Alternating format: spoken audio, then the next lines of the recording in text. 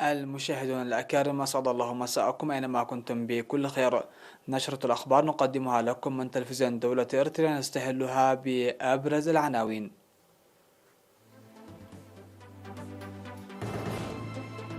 رؤساء الدول والحكومات يهنئون بعيد الاستقلال. وزارة الثروة البحرية ترسي بنية تحتية بمليار نغفة. مسابقات معلومات تعليمية وثقافية في ساوا. قمة عالمية في باريس لمساعدة القارة الإفريقية وإنعاش اقتصادها. مدمرة أمريكية مزودة بصواريخ موجهة تثير امتعاض الصين. والهند تمشط البحر بعد غرق سفينة وانحراف أخرى بسبب إعصار. أهلا بكم. بعث رؤساء جمهورية الصين الشعبية شي جين بينغ ورئيس ألمانيا الاتحادية فرانك فالتر ورئيس وزراء تايلاندا جنرال برايوت تشان أوشات ورئيس جمهورية سريلانكا عوتوباي راجا باكاسا وملك المغرب محمد السادس بعثوا ببرقيات تهنئة لشعب حكومة إرتل بمناسبة الذكرى الثلاثين لعيد الاستقلال المجيد. وأعرب الرؤساء عن تمنياتهم بدوام الصحة للرئيس أفورقي والسلام والرخاء للشعب الإرتري، مشيرين إلى أهمية تعزيز التعاون بين إرتريا وبلدانهم في الوقت الذي يخيم على العالم مخاطر وباء كورونا، مؤكدين على العمل لتطوير العلاقات مع إرتريا. وقال رئيس جمهورية الصين الشعبية شي جين بينغ في التهنئة التي بعثها باسم حكومة وشعب الصين وباسمه أن إرتريا والصين باعتبارهما أصدقاء وشركاء حقيقيين بناء على الثقة المشتركة فقد ظلت تتفاهمان وتتعاونان في المجالات ذات المصلحة المشتركة. وأوضح من المهم الدفع بهذه العلاقة بالتعاون في مختلف المجالات، وأكد على استعداده واستعداد بلاده للارتقاء بها إلى أعلى المستويات، وأعرب عن تمنياته الطيبة.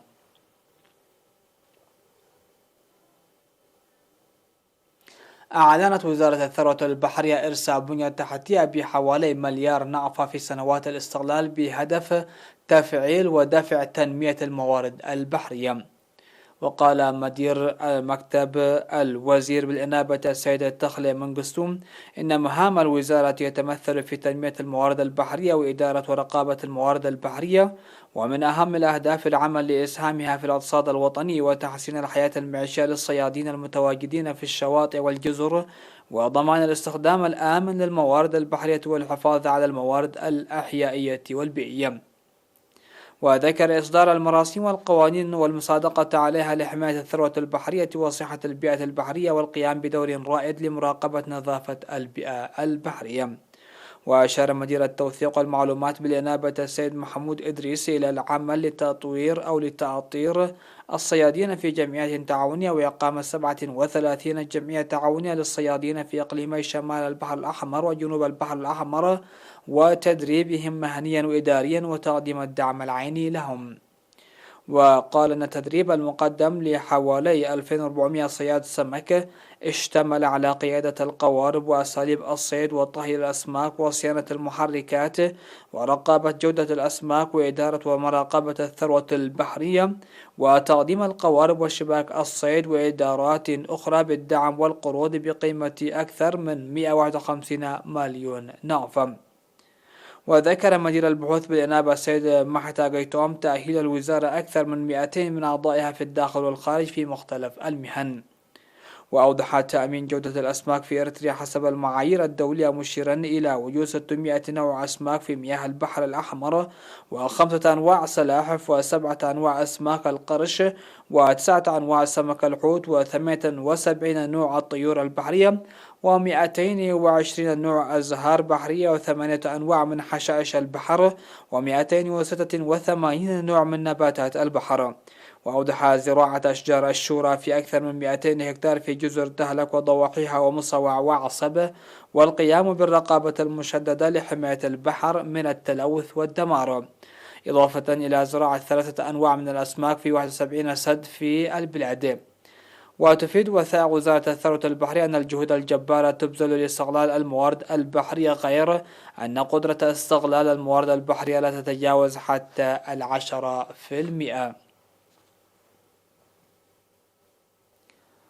أعلنت وزارة الصحة أن الفحوصات المخبرية التي أجريت اليوم 19 من مايو في مراكز العزل بأقاليم جنوب البحر الأحمر والقشبركة أظهرت إصابة 8 مواطنين بفيروس كورونا، وظهر 6 إصابات من إقليم جنوب البحر الأحمر، 4 منهم في عصب و2 في تعوم، وإصابتان في إقليم القشبركة، 1 في بارنتو و1 في تسني. وبهذا بلغ عدد المصابين بفيروس كورونا في البلاد حتى الآن 3887، شفي منها 3700، وتوفي 14 مريض كورونا، فيما لا يزال 173 مريض يتلقى العلاج في المستشفيات. وزارة الصحة 19 من مايو 2021.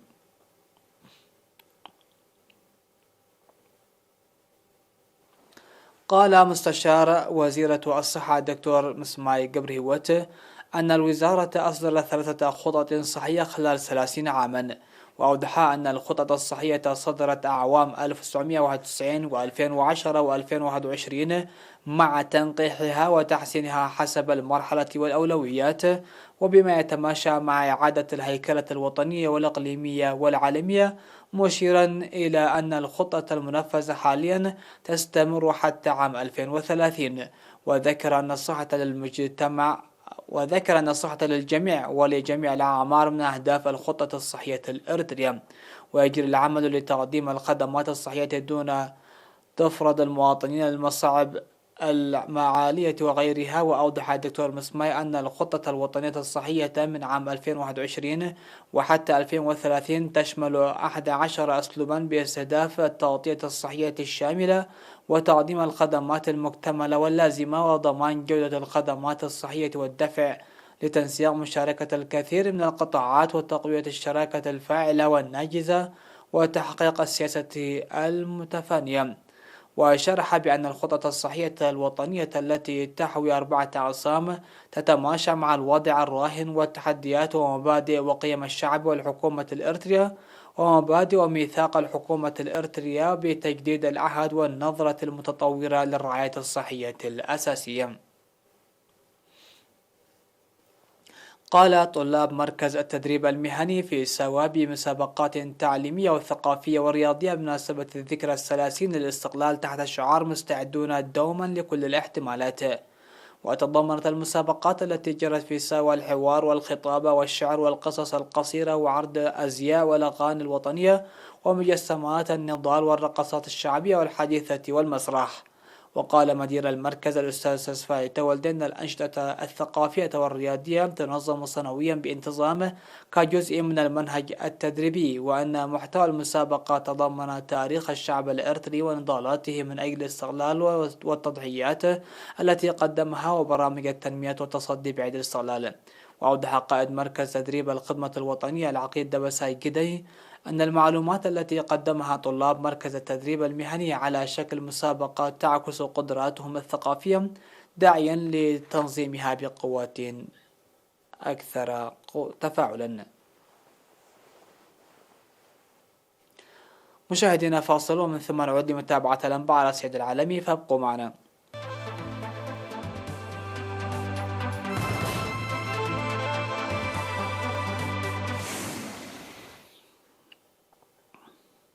أهلا بكم. تعهد المانحون الدوليون في قمة إفريقيا بفرنسا توفير أكثر من 100 مليار دولار لدعم اقتصاد قارة إفريقيا ضد تداعيات كورونا. وجاءت هذه القمة في إطار جهود ماكرون لإعادة صياغة انقراض فرنسا في إفريقيا في وقت تواجه فيه القارة عجزا يقارب 300 مليار دولار بنهاية 2023، بينما تحاول التعافي من التباطؤ الاقتصادي.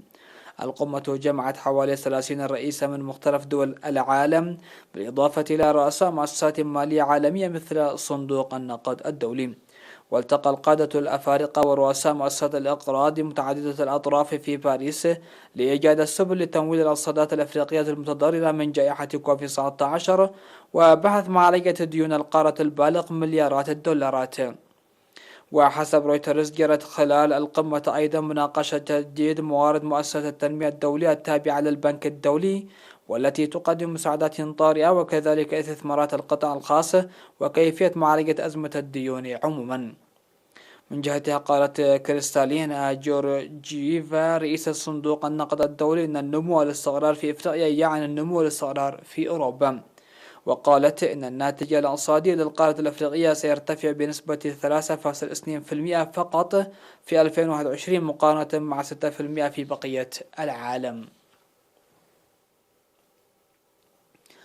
اتهمت الصين الولايات المتحدة بتهديد السلم والاستقرار في مضيق تايوان بعد مرور سفينة حربية أمريكية مجددا عبر المضيق الذي يفصل بين تايوان والصين.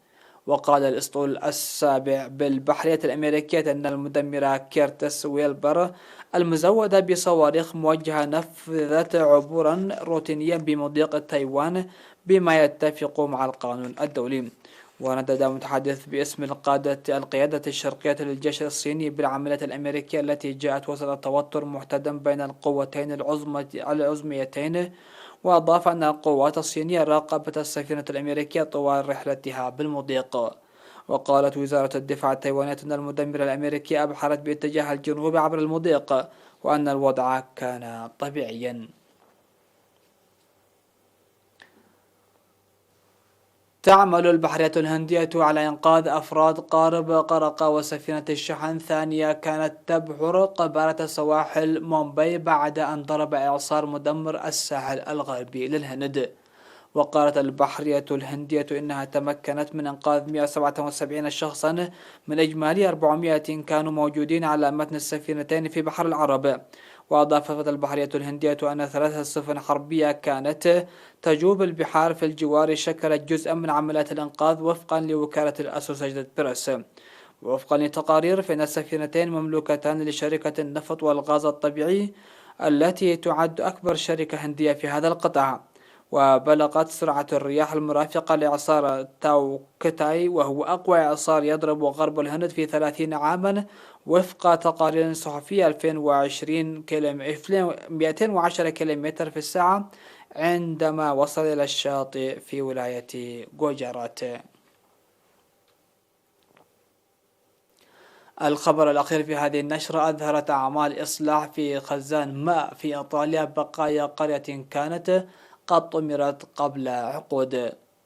واختفت قرية كورون تحت الماء في خمسينيات القرن الماضي حين قررت السلطات بناء سد دمج ببحيرتين قريبتين بالرغم من معارضة سكان القرية. وقد قمرت المياه 160 منزلا وهجر سكان القرية وبقي البعض في قرية أنشئت في الحوار. ومع جفاف بحيرة ريسيا في الفترة الأخيرة تمكن السكان في المنطقة المحيطة بها من رؤية آثار القرية. وتقع ريسيا جنوب تيرول وهي منطقة حدودية في جبال الألب تتاخم كل من سويسرا والنمسا، وهي الآن مقصد مفضل للذين يمارسون رياضة المشي والتنزه.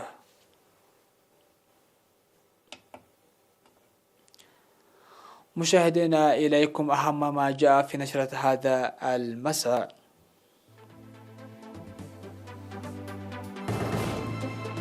رؤساء الدول والحكومات يهنئون بعيد الاستقلال.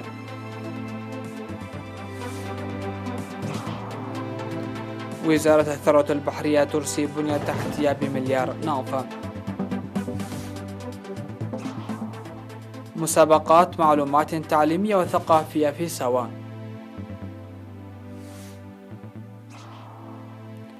قمة عالمية في باريس لمساعدة القارة الأفريقية وإنعاش اقتصادها.